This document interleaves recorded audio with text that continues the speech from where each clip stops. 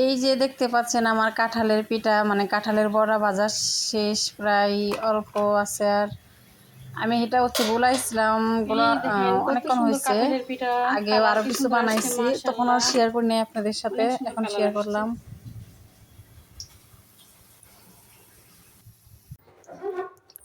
এই যে আসসালামু আলাইকুম, সবাই কেমন আছেন? আশা করি যে যেখানে আছেন সবাই ভালো আছেন, সুস্থ আছেন। আমরাও আলহামদুলিল্লাহ ভালো আছি। তো দেখতে পাচ্ছেন আমার একটুখানি কাঁঠাল ছিল, চিন্তা করলাম যে বিকালের নাস্তা যেহেতু মেয়েকে দিতে হয়, তাহলে কাঁঠাল দিয়ে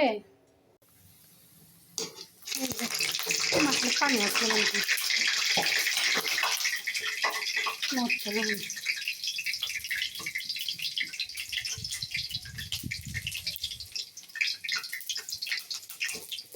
যাই হোক, এটার নাম কিন্তু ফাঁকিবাজি নাস্তা, মানে শর্টকাটে হয়ে যায়, ঝামেলা ছাড়া। জাস্ট খালি একটু আটা দিলাম, সাথে চিনি দিছি, স্বাদ মতো লবণ, তারপরে আমার একটুখানি কাঁঠাল ছিল, সাথে চিপে দিচ্ছি, বেশ হয়ে গেল।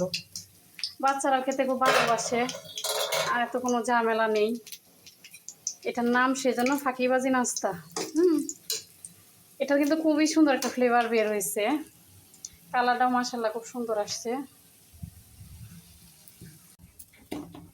এখানে কিন্তু বেশি কিছু দেওয়া লাগে নাই, জাস্ট খালি আটা নিচ্ছি, শুধু আটাটা নিচ্ছি, একটু লবণ নিচ্ছি স্বাদ মতো, আর চিনি নিচ্ছি। আর যেহেতু আমার কাঁঠাল নষ্ট হবে ঘরে থেকে, এটা এমনিতে খাওয়া হবে না, যেহেতু নরম কাঁঠাল, তার জন্য ভাবলাম যে চিপে নিই রস, তাহলে দেখা যাচ্ছে যে তালের পিঠার যে একটা ফ্লেভার যেরকম না, ওরকম একটা ফ্লেভার আসছে। ওই কালারটাও মাশাআল্লাহ দেখতে খুবই সুন্দর হচ্ছে। তো শর্টকাটে হয়ে গেল ফাঁকিবাজি নাস্তা। কার কাছে কেমন লাগে অবশ্যই মূল্যবান মতামতটুকু জানাবেন। ওকে, সবাই ভালো থাকবেন, সুস্থ থাকবেন, আল্লাহ হাফেজ।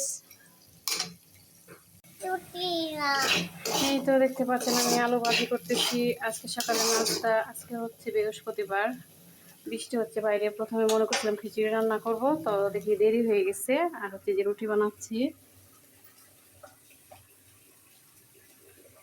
সকালকার নাস্তা। আজকে অবশ্য আমার মেয়ে বাসায় আসবে, নিয়ে আসতে যাবো 12টার দিকে।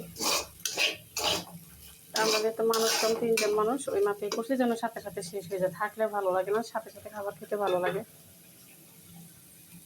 তো ঠিক আছে, সবাই ভালো থাকবেন, সুস্থ থাকবেন, আল্লাহ হাফেজ।